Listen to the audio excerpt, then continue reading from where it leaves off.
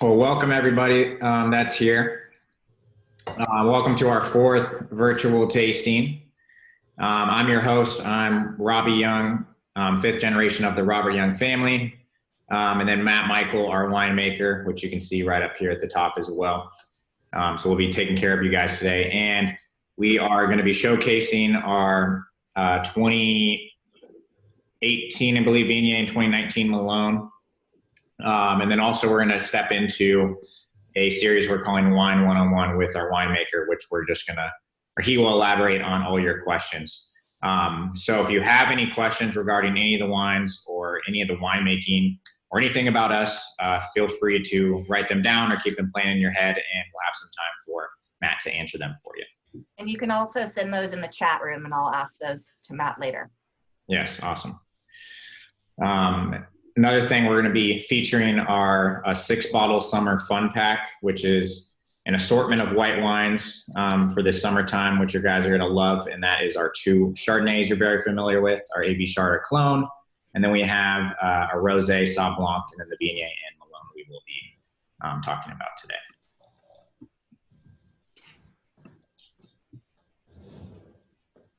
And then make sure everybody has their wines open if they haven't done so yet.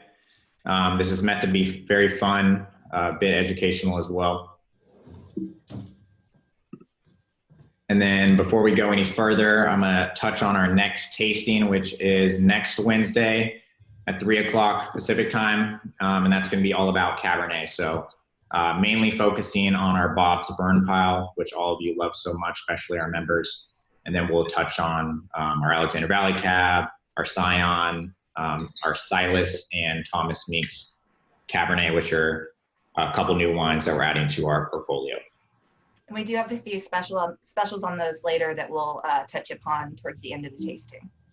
Primarily for members, but for a few for everyone. Yes. So before we get into the wines, we always like to start off with a little bit of story about what's going on here or what new wines we have for you or whatnot. So this time we're going to be talking about some of our animals and just kind of life that's going on here at the ranch. So most of you know that we're not just a vineyard and a winery. I grew up here on the property and I called this place a ranch. So that's what it is. That's what the family grew up doing, was really farming cattle, a whole lot of sheep, wheat and grain of all sorts. And I'd like to start off with our lovely llamas that you see. We unfortunately just have one of them now, which is here on the left. The other one had passed away recently. And this is Sutter. So one of the reasons we do have llamas here on the property was we used to have about 300 or 400 sheep back in the day. And the reason we got a llama was the llama are very protective animals, and they would protect the sheep from the coyotes we had on the property. So that is the reason why we got llamas. Got llamas. We do not have sheep anymore. We haven't had sheep for about 30 years or so. However, it's just been something we've always had on the property, was a llama. So we still have them today. And you'll definitely see them back behind our white barn, which is down the hill from our tasting room, roaming around there. We are a running cattle ranch. So we've been doing that for about 160 years now. Typically we'll have about 30 to 40 head of cattle. Those we do sell for meat. And the horses you see, my dad is very much into riding horses, and these are his 2 horses. This is Smoke and this is Babe. And he uses the cattle to uses the horses to rotate the cattle through the property. Also helps a lot of our neighbors move their cattle from their ranches. One of the main reasons we do have cattle, the most important reason, is that it keeps all of the brush down, or all the grass here on the hillside. So when it's fire season, all of our grass was really chomped down by the cattle to nothing, and that provided not as much fuel for the fire that we had. So that's one of the main reasons we have cattle. But something I'd like to touch on, you can see here in the center, I'm pointing at it, Right here, this is a little baby calf that was just born this past Sunday, and this is the mother. So there's a cool story. One of our good friends, Alan Highfield of the Montage Resorts in Healdsburg, he was actually riding his bike with his son just down the road from our driveway here at the tasting room, and he actually saw the cattle begin to give birth to the calf. And he ended up sitting on the side of the road for an hour watching this mother give birth to his calf, or her calf, which is really cool. And he sent us this photo, and named him Oreo, which is really cute. Rob, there's a few people that haven't gotten in yet. Can you let in the stragglers that are still waiting? Oh, yes. Thank you. Sorry to interrupt. Thank you. Happy birthday to Oreo. Oh, whoops. Your baby. Technical difficulty here. There we are. All right. Yeah, so that's just a little story I wanted to touch on. What I would like to do is I'd like to pass it on to Matt. Matt's going to be discussing our Viognier here. Matt, can you hear me? Yes, I can. Hi, everyone. Thanks for joining us. We're going to be talking about two new wines. Viognier was new as of last year with the 17 vintage release, and the Melon with the 18 vintage release. These are really kind of fun wines for us. On the estate, we have a huge property with a lot of plantings, of which only about 4% go to the winery itself to be produced. We had grapes like Viognier and Melon. I saw them and I would taste them, and I started a discussion with the general manager at the time, like this would be a fun thing to do that wouldn't really distract from our main focus, which is Chardonnay, but really just show the diversity of the property, show what we have in addition to Chardonnay, and show what we're capable of doing. And so as you can see by the production there, we only made 95 cases, so it's not a lot of it. But really, it just shows a really interesting, different aspect of the property. So those of you who aren't familiar with Viognier or haven't had it before, Viognier is from France. It's actually from kind of the southern part of France in what they call the Rhone Valley. So in the Rhone Valley, it gets a little bit warmer, so that's where grapes like Viognier come from. Also Syrah, which I'm sure you've heard of before. And some other grapes are kind of layered in there. Viognier is probably the main white from the Rhone Valley, and Syrah is probably the main red from the Rhone Valley. But what makes Viognier really interesting, it's probably one of my favorite white wines because it's kind of a hybrid of a lot of different things. So what you see in Viognier is you get the density in the palate and the weight, and almost like it gets described sometimes as almost having an oily texture to it. So you get that kind of richness that you get in Chardonnay, but with Viognier, you get this tremendous aromatic thing happening on the side. So a lot of people describe it as white peach or mandarin orange slices or honeysuckle. It can run the gamut. And so what you get is a wine that has body sometimes similar to a Chardonnay, but then you get this incredible aromatic. So it really kind of runs the gamut as far as what you can do with it, how you can pair it with foods. And I also just think it's a really beautiful example of a white from a solid wine. People think if I'm going to want something really aromatic, I've got to have like this white wine that's kind of racy, maybe tank fermented, and it's just simply not the case. So Viognier is a really great example of that. This wine here, we decided to pick a little bit on the kind of medium side. The thing with Viognier and where it's grown is typically it doesn't get a lot of the flavor components in the grape, which translate into the wine, until it's picked much riper. And so what I wanted to do is not really pick it that ripe, kind of pick it somewhere in the middle so that we could have those aromatic components there that don't really develop until the grape gets more mature. But I wanted to keep some of that crispness and that acidity in there as well. So what you see here is a wine that's kind of in the middle. It's still got that nice richness, a little bit of that kind of oily viscosity, but it's not so blown out that it's almost like just a rich, buttery Chardonnay. So this wine was aged completely in neutral. We don't put any, so what you're seeing is a barrel fermented wine that's handled like a Chardonnay. So we ferment it in French oak barrels, and then we age it for approximately 16, 17 months, somewhere in there. And then we age it on lees like a Chardonnay. And the purpose of why we do that is we do pick up some aromatics and some interesting components from the leaves, just like we do from Chardonnay.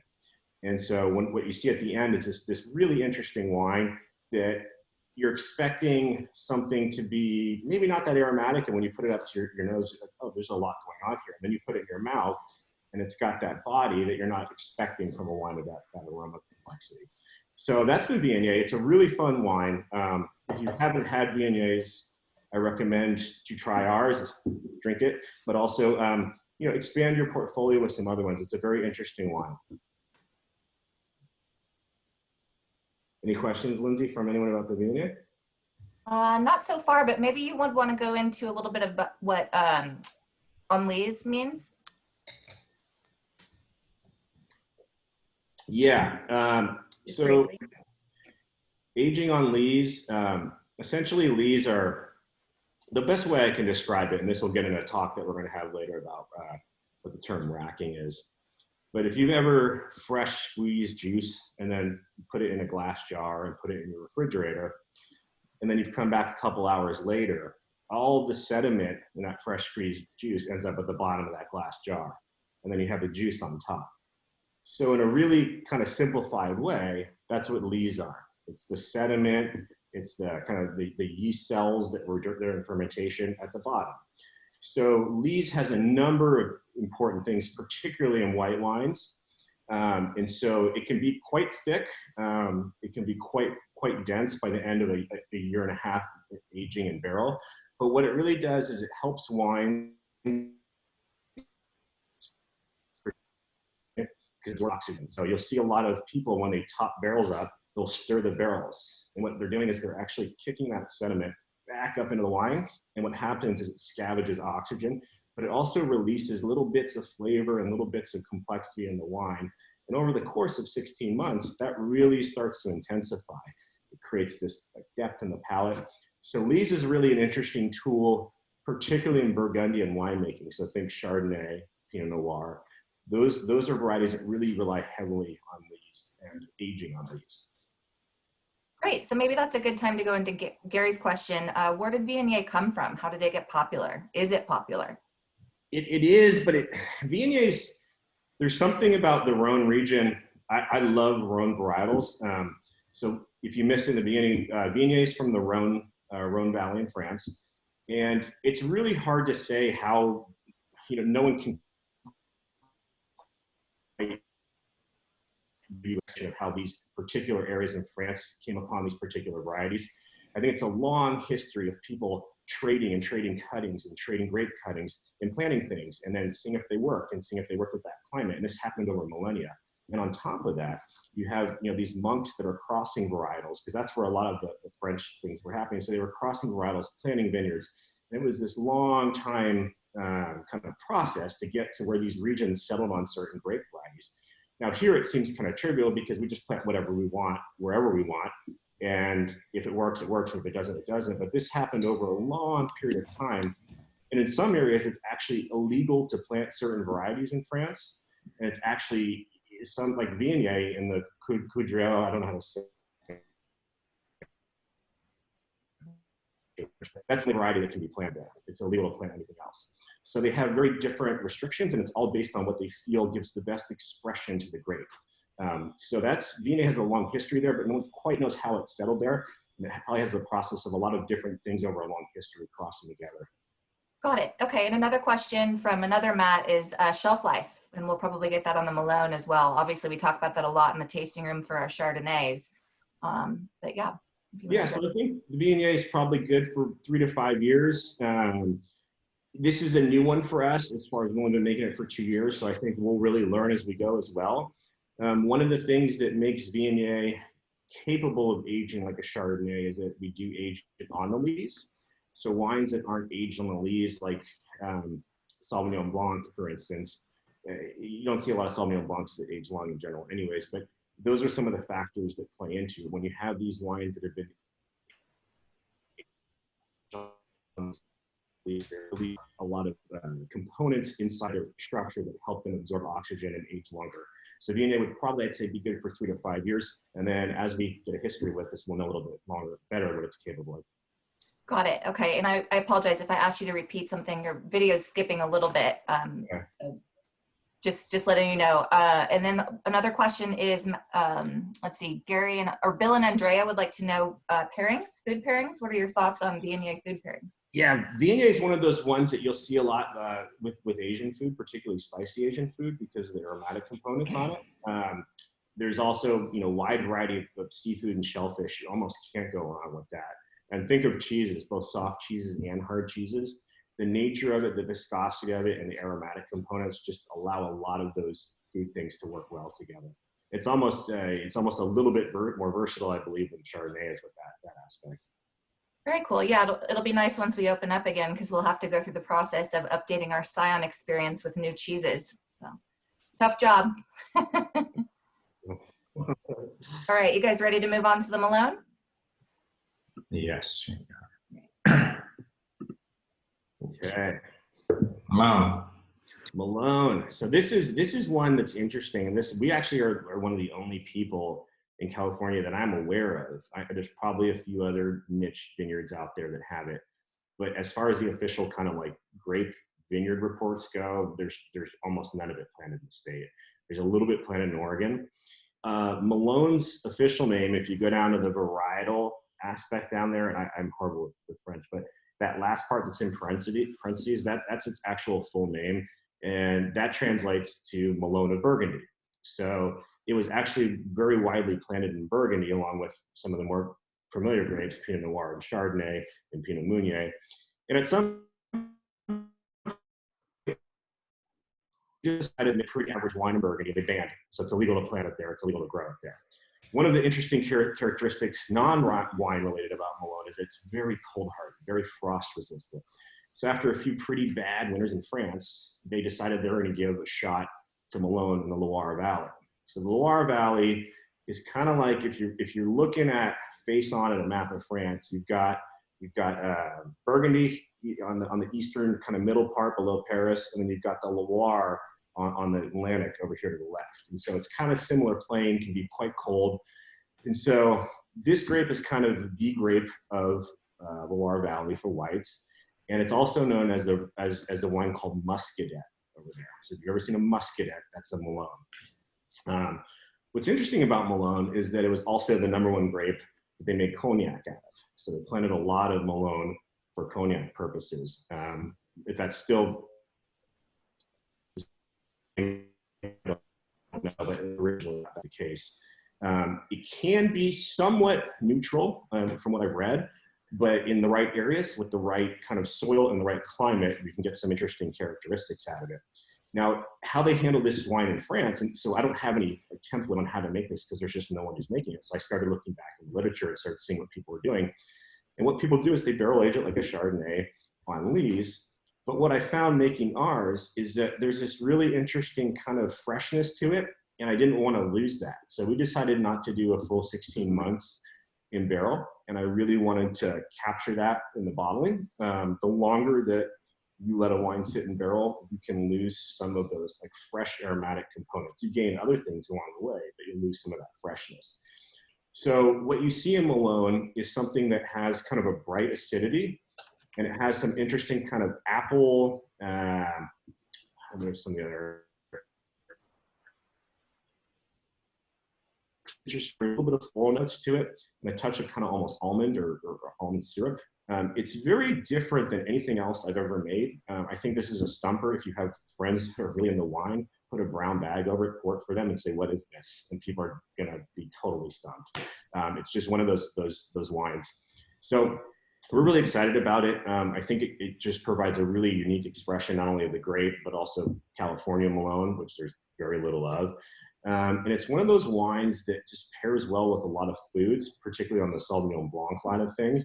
So in Loire Valley in France, they call it the oyster wine. So we always think of Sauvignon Blanc with oysters. This is what they pair with oysters.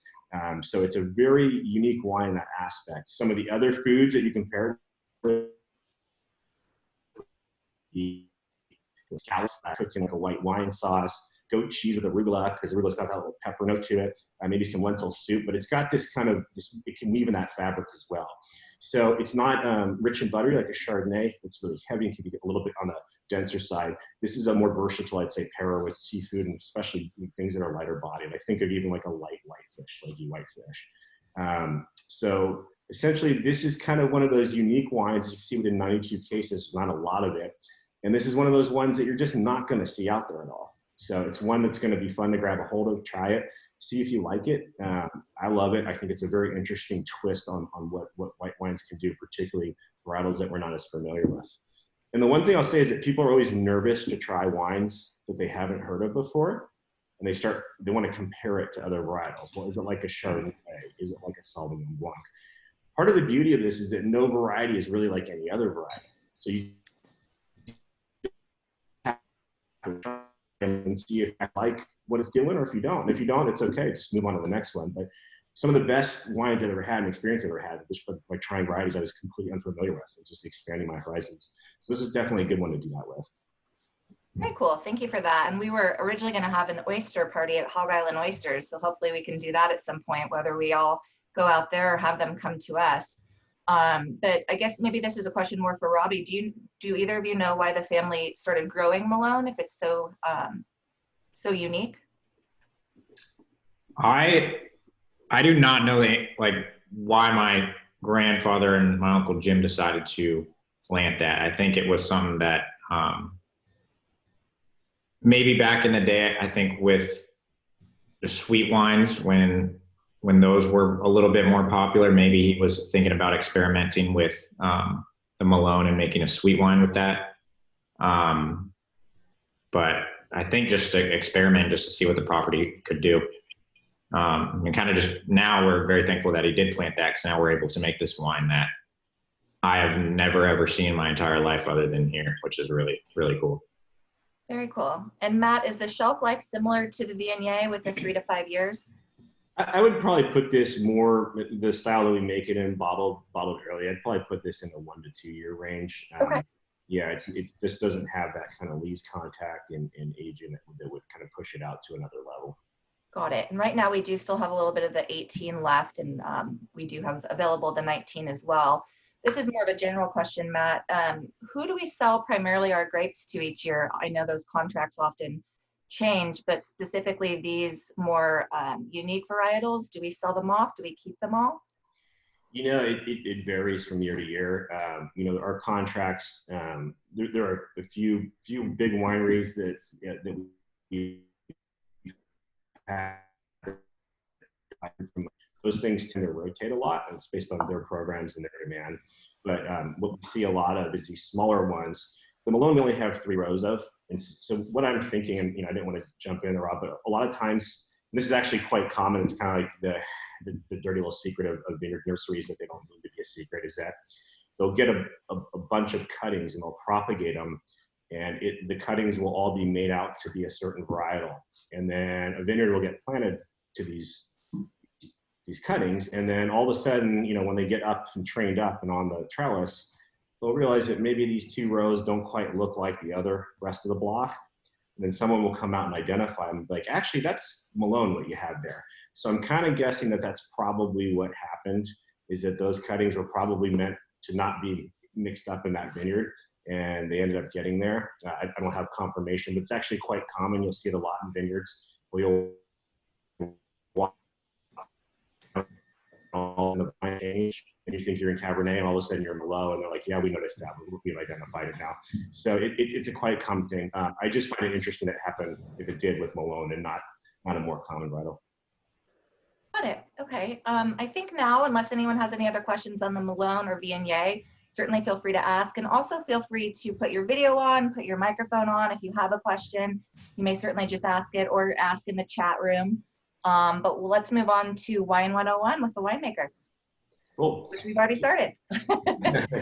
So one of the things that I thought it would be fun to talk about is just kind of, you know, there's something that's always bothered me about wine. It's that people mystify something that doesn't need to be mystified. there's a lot of terms that people say, and I get guilty of it too, because I work in the industry and I talk to people all the time, and you just kind of talk shop, and you don't realize sometimes that when you transfer over to people that aren't in the industry, that they have no. And so I just thought it would be interesting. I talked to our general manager, Karen, about it, and she agreed to just to kind of take a topic each time and just kind of explain it and take a little bit of the mystery out of it, because this is such an approachable business, and I want people to be engaged in it. Racking is the term I want to talk about today. And if you've ever heard this or read tasting notes and they say, oh, we racked this wine at this time, or we racked this to this, all that essentially means is to pump a wine off of its lees. So I gave the analogy in the beginning of the talk about if you squeeze fresh juice and let it settle in the fridge, and then you have that sediment on the bottom. That sediment is called lees. Now, lees can be in the juice stage of a wine before it can wine stage of a wine after it's fermented and it's wine. Those are both lees. That's all lees. And so you can have lees in barrels, you can have it in tanks, you can have it in concrete eggs. So racking is essentially removing the wine from the lees in any vessel it's in, whether it's juice or whether it's wine. Now, the way this originated was in Bordeaux. And if you think about kind of some of the wines that come out of Bordeaux, big Cabernets, big red wines, it served a purpose. But the way it was originally done was by gravity, because this was pre-electricity time. There were no forklifts, there were no pumps. So it was all a gravity operation. So what that means is if you've ever seen a wine barrel, picture a wine barrel, and then it's got, see if I can make this work here. No, I can't, but it's got a little spigot on the bottom. And the spigot was raised just off the bottom a little bit. And the purpose of that was when you'd have these barrels, we have one on the top of the spigot, and you twist that spigot, and the wine takes the body out of the top, and the wine flows out to the barrel below, and the sediment stays below on the bottom. So essentially what you've done is you've just now racked the wine to a clean vessel that doesn't have any lees in it. So you've clarified the wine, right? And you've also given it some oxygen. Now, why is oxygen important? Oxygen allows particularly red wines to soften, the tannin soften. So if you think of these big red wines from Bordeaux, particularly Cabernets, they were trying to figure out ways to make these wines more approachable without having to age them in barrels for 4 years.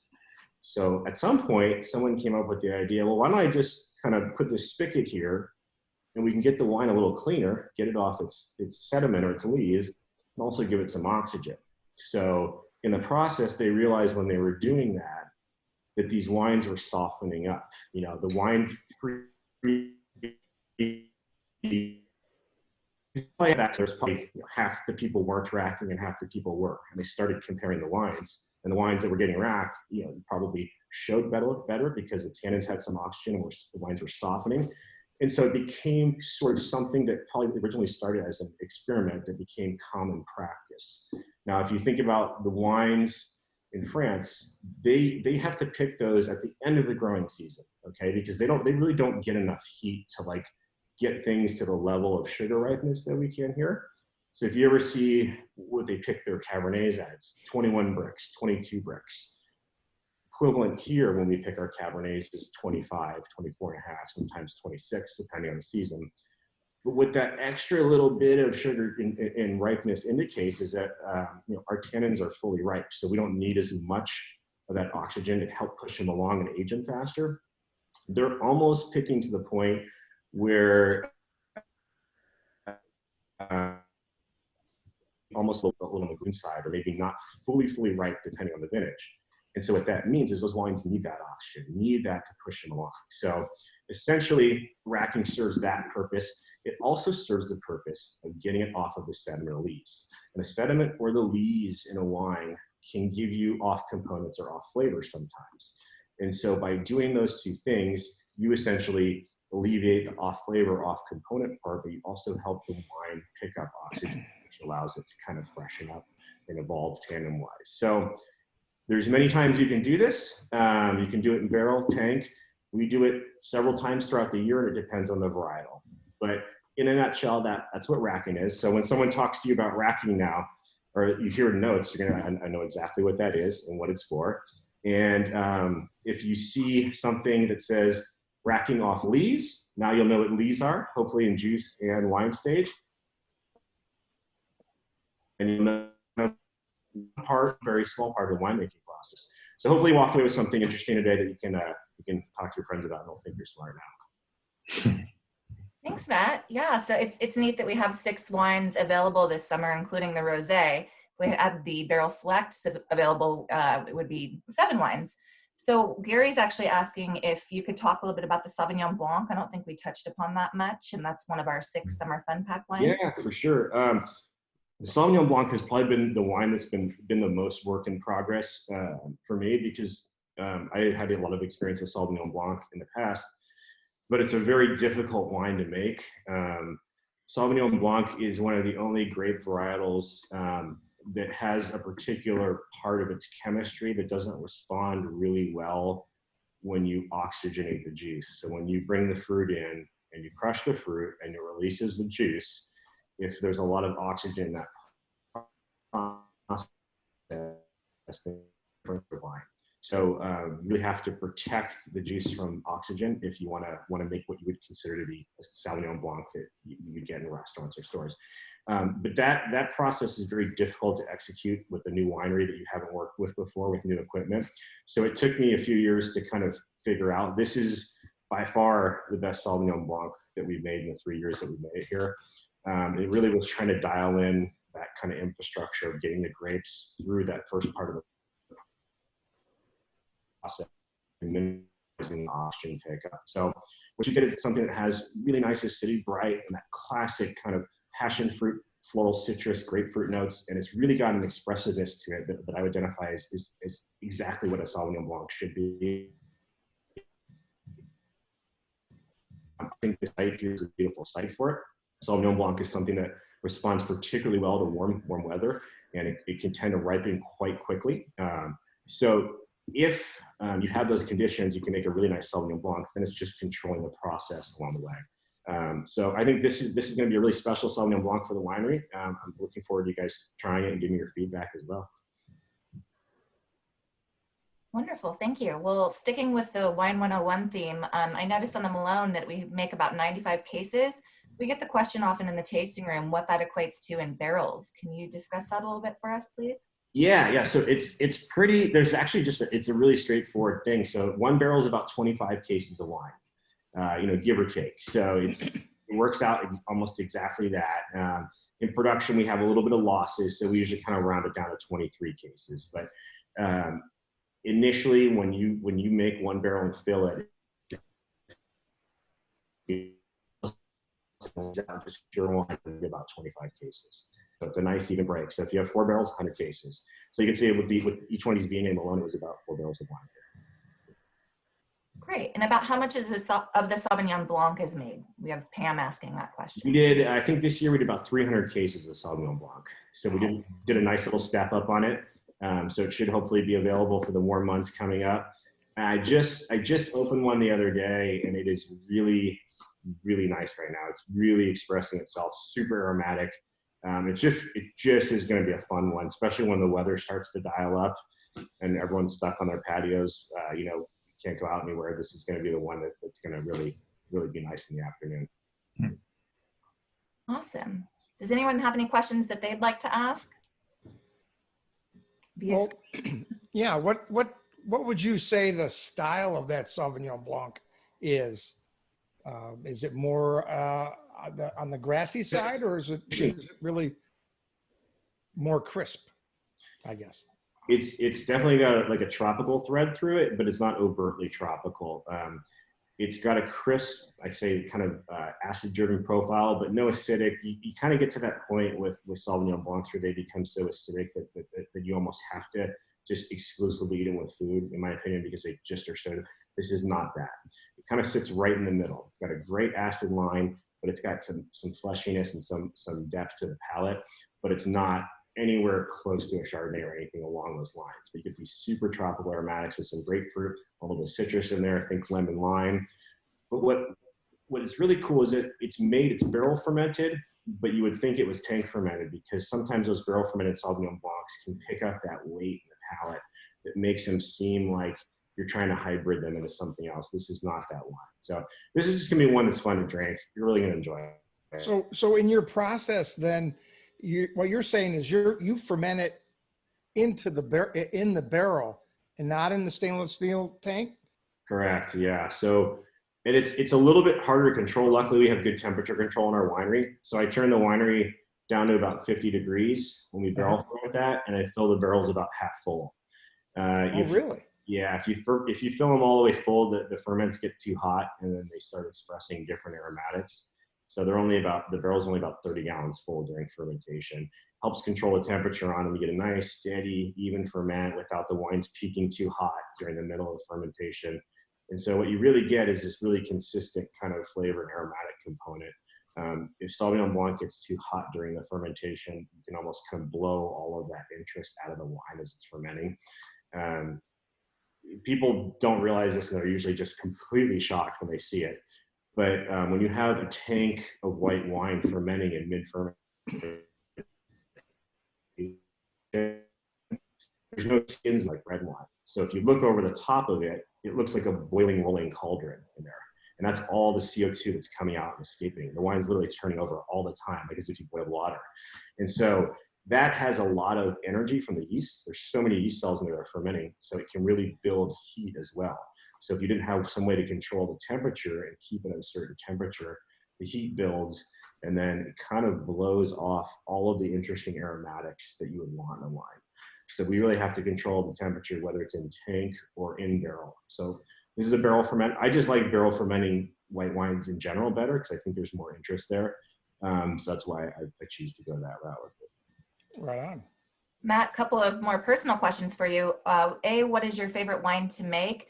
And B, what is a wine that you really like to make that you haven't made yet? That's a good question. So I would say throughout my is Cabernet. It's one of those wines that it just wants to do what it wants to do. And I know that sounds ridiculous, but it's just going to give you this style. It's going to be big. It's going to be bold. It's going to be broody. And like, that takes a long time as a winemaker to learn how to like pull the corners in on that and get it to a place where 3 years from now, it's going to be in a place where you're going to want to like enjoy it. And so they can be so big depending on the site and so rambunctious, like right out of the fermenter. And it just takes a long time. And I like the challenge in that. There's some other varietals, particularly reds, that just have neater corners. They're just easier to ferment and work with. And Cab just isn't one of those. So it's like with Hillside, you get some pretty big, bold, brawny Cabernets, and then you have to know how to ferment them in the fermenter and how to take them from there and how to blend them to start kind of making it into something that you have to project that out for 3 years. I mean, that's the other part is when you think about it, you have one vintage with one wine, and that releases every 3 years. So as a winemaker, you have a lot of time to beat yourself up about that if you don't do the right thing. So it's a really fun varietal to make. The one that I've always wanted to make, and I would think that would do particularly well in this climate here, but it's completely different from our portfolio, would be Grenache. I think Grenache is kind of like the hot weather Pinot Noir. It can have that nice structure to it, but can also be quite light in color and quite delicate. But the aromatics on it are fascinating. And if you don't vary it with oak, you can just get this explosive rose petal aromatic that's just really pretty. I think Grenache or Garnacha in Spain, it's the same grape varietal, but they're grown in really, really warm areas like this. They don't do particularly well in cool areas. They don't respond well in cool areas. And they just make this aromatic red that I think is unmatched in a hot climate. And I would love to carve out a couple of rows here and like that. Very cool. And then what winery or winemaker had a heavy influence on your winemaking style? I would say the biggest influence was Mark Lyon. He just recently retired from Sebastiani, and most people are just completely unaware of his track record. They see the grocery store wines that he produced that were large else, but he was scoring between 95 and 98 in Robert Parker routinely with these small production Cabernet lots from Sonoma County that no one was even coming close to. And he just was a master at Cabernet blends. And it's a much different animal than Napa, because in Sonoma County, we're a little bit cooler. And so you would have to know your sites better. You have to know the areas a little bit better. And then you have to know how to blend those wines to really elevate the level. And it's just, you know, when you're with someone who's honed it for 25 years, you're just like a sponge. You constantly pick up information, because it's stuff that you can only learn by being on the job for that long. So he was probably my biggest influence. What was the other question, Lindsay? Sorry. It was either a winery or a winemaker. Okay. So either. Yeah. And then, not putting you on the spot here, but we have someone asking if we have plans to make Petite Syrah.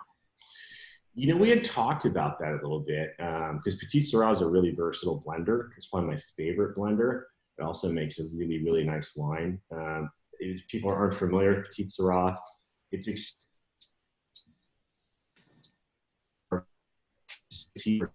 are probably the darkest wines that I've ever fermented. Petite Syrah will stain the inside of the tank to the point where it takes a long time to wash it out post a fermentation. It's got incredible color density and incredible structure. It's also really valuable to blend in small percentages. And it makes a beautiful wine on its own as well. So yeah, we've talked about that a little bit on and off. We're in the process of starting a little bit of replanting on the property. It's going to be drawn out over a number of years here, but we've got some vines that are aging. They're hitting that kind of 30 to 40-year-old window now, and they're starting to kind of taper off as vines do. And so we're looking at selectively kind of replanting, and hopefully that'll make it in the plans at some stage. So what are our oldest vines on the property, would you say? They're probably around close to 40 years now. Yeah. They're getting up there. It's just, it's like anything else. You go down the line as things, they don't do what they did when they were young. And so, there's one vine that seems to kind of do that a little bit better than all the rest, and that's Zinfandel. That's why you hear so much about old vine Zinfandel. But most other vines, they really start to taper in production, and they start, the wines maybe are better than they were when they were younger, but you just don't get enough fruit off of them so that it makes sense to really farm it anymore. Because, at the end of the day, this is a business and it costs money to farm land. And if you're getting very, very, very small yields, it's almost not, it just doesn't pencil out. The price you'd have to charge for that wine would be tremendous. So what you see is you kind of get to this point where you get this kind of sliding scale, and you have to think about what your plans are for the vineyards. Great. Well, thank you so much for your time. If you'll stay on the line a little bit longer, we'll see if a few more questions trickle in. And guys, please continue to email these next time, speak up or be part of the chat room. We're going to do Wine 101 next time as well. And Rob, if you'll move to the next slide and go ahead and chat about that a little bit, please. Yeah, so right now, if you're on our mailing list or Wine Club member, you definitely got some emails on a shipping offer that we're doing right now, which you can see either 3, 6, or 12 bottles. So $3 or $10 for 3, $7 for 6, and free shipping on a case. And you can mix and match anything you'd like. So if you liked or were interested in some of the white wines that we were talking about today, you could certainly get one of each of those in a 6-pack for $7, which is a good deal. So we are eating a little bit on our end. It does cost us quite a bit to ship that. So we'd like to help you guys out and get you some wine if you're interested. Show our appreciation for your participation. Yes, I'm pretty blown away about the amount of people we've been having showing up to these virtual tastings, which is really cool. Yeah. Matt, one other quick question for you. Any favorite book to read right now while everyone's kind of stuck at home about wine? Well, I think the golden oldie is Hugh Johnson's Atlas of World Wine. That's a real, it's a huge book, but you really can, if wine interests you on any level, you're going to get like a really in-depth coverage of areas, and you can just pick one and go through it, and you can almost become an expert at the end of it. So it's a real fun book to read. It is thick, it's an atlas, but you don't have to read the whole thing at once. You can kind of pick areas and go through them how you want. But even if you're just someone who just has a casual interest, it just, you can pick a spot and kind of settle in there. You know, it's fun to flip through. You don't have to read it front to back. You can literally go in any place you want and pick an area and pick a great varietal and go.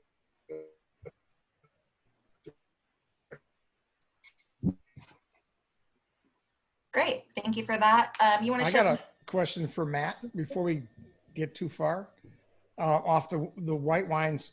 You know, we grow in a really, really hot region. What are you doing in the vineyard to protect these thinner skinned grapes that you're growing in this, you know, warmer climate? What is it? What do you do? What do you do in the vineyard that's different? Yeah, that's a good question. So viticulture, which means essentially grape growing, has changed so much in the last, even since I graduated Davis in 2000, and what they thought about how to grow grapes in these certain areas then versus now has changed so much. And there's so much money that gets poured into it and research that gets done. And essentially, you have people going back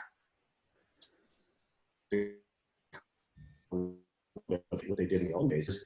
There's a time here where even in these really hot climates where everyone would run a trellis system that's called a vertical shoot position. And if you just think what that means, it means all the shoots are positioned vertically. So you basically have the vineyards look like a giant solar panel.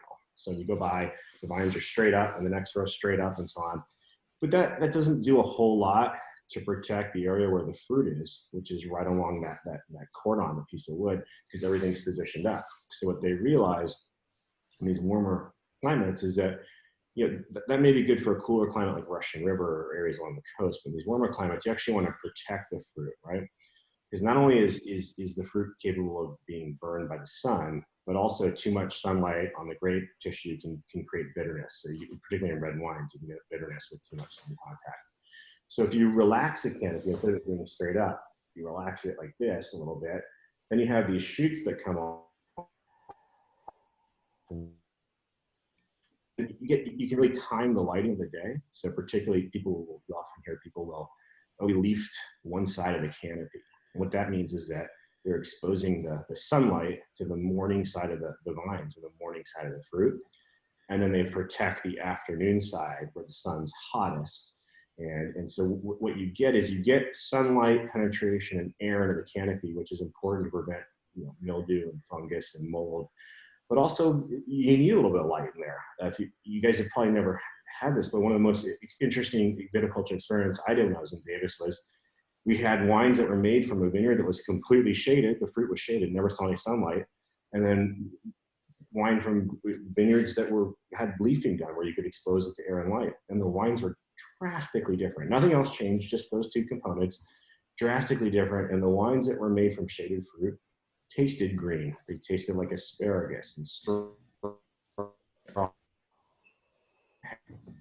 So outside of the sunlight aspect and the heat aspect, this kind of how you handle the canopy really affects how the wines taste in them as well. So here we're really moving back into that sort of protection thing, as a lot of people are. I think it's the best way to go. But also a big one is that people are getting wiser about how they plant the grapes. So if you think about the aspect of the sun, really the best way to plant grapevines in rows is in the aspect of the sun, so that the sun rises over the top of your row and sets over the top of your row based on the direction of where you are in the world, and you never have that pressure of a morning side and afternoon side. And so that's probably kind of where everything is moving. So if you drive through the valley now, like if you were to drive up Napa Valley or up Alexander Valley now, rows are typically planted either east-west or north-south, and that was just a convenience thing. But as everyone gets smarter and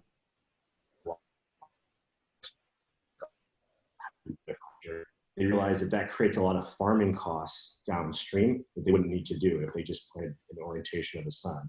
So those are the types of things that are happening now around here, not only on our property, but also just in the industry, that are allowing us to kind of achieve better wine and better fruit quality. And also it's just kind of, if you're not doing it, your neighbor is. So we everyone's kind of got to go and move in that direction. Unfortunately, it's kind of difficult in the Zoom format to upload videos, but for next time, we will be taking a few close-up photos trellising and our vineyards in particular, so that you guys kind of see what we're talking about. And again, we'll continue this Wine 101. One last quick question. What are your thoughts on decanting white wine, Matt? It's good. I think particularly for kind of bigger, bolder wines, particularly Chardonnay, it can be good. I think as they get older, it's not necessarily great for them. They're already at a stage sometimes of marginal oxidation when you start getting the wines that are 8 and 10 years old. And by decanting, you're really adding oxygen to the wine. It can really accelerate that quite quickly. If you have some pretty outstanding white, particularly Chardonnays, that are young, and you want to give them a little air, I don't think that's necessarily a problem. It's a completely different ballgame than it is with reds. I mean, reds almost need that oxygen, particularly when they're young, just to open up and really give you that expression, that full scope to them. I think whites typically, it depends on your varietal, it depends on the wine, it depends on the producer, to be honest with you. All right, thanks. Rob, you want to hit the next slide?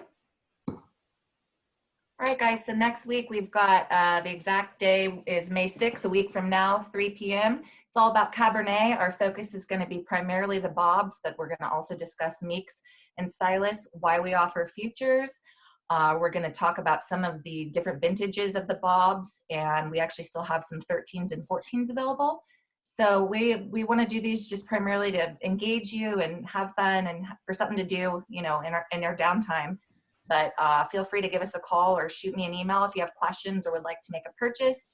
You can also go online as well with those codes that we showed in the previous slide, Rob. So those are you can input those online. Yes. Rob, Thank you, everybody, for joining us today once again. And we will see you next Wednesday, May 8th, 3 o'clock, as usual. May 6th. Thanks, guys. Thank you. Looking forward to it. Thanks, guys. All right. Take care, everybody. Thanks again.